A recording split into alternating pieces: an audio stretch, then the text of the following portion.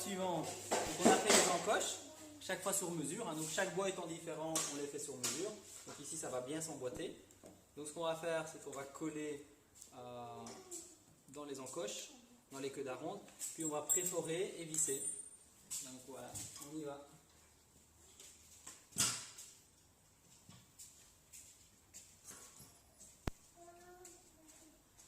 Là, tu mets de la colle.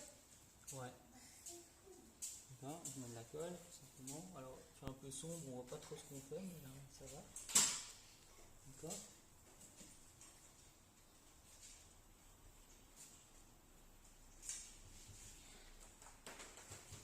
Ok. Maintenant, on doit l'enfoncer au marteau parce qu'il est à serrage. On va tester tout à l'heure, donc normalement ça fonctionne.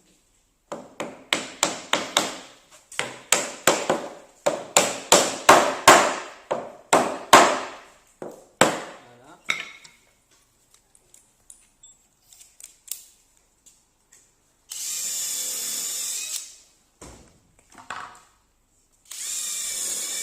Alors pourquoi je mets une vis? C'est pour que la colle tienne bien en fait. La vis va créer un serrage pour que la colle soit très puissante. Et ensuite ce qu'on fait, pour éviter que la tête de vis, tu vois, que la tête de vis vienne fendre le bois, je vais préforer la tête, tu vois. Mais alors, plutôt que d'avancer, et alors je risque d'aller trop loin, j'utilise la visseuse en marche arrière, tu vois. Donc elle tourne dans le sens inverse des aiguilles d'une montre, tu vois. Et ça me permet de ne pas être agressif, mais quand même attaquer le bois. Donc je me centre sur le pré-trou. Et tu vois, je fais juste un petit trou.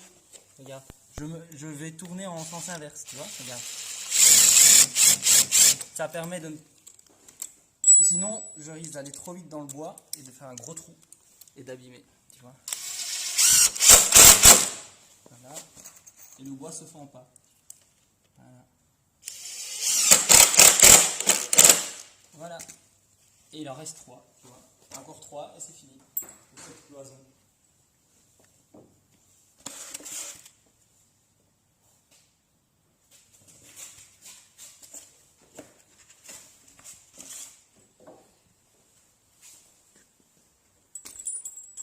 Donc il en manque 3. Ouais, 3, regarde. Dans Ici, 3, celui de mon côté. on aura fini.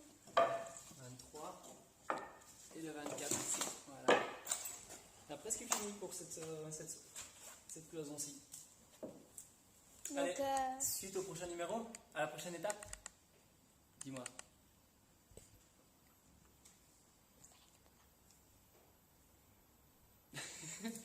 Tu peux arrêter et puis on reprend à la prochaine étape, d'accord?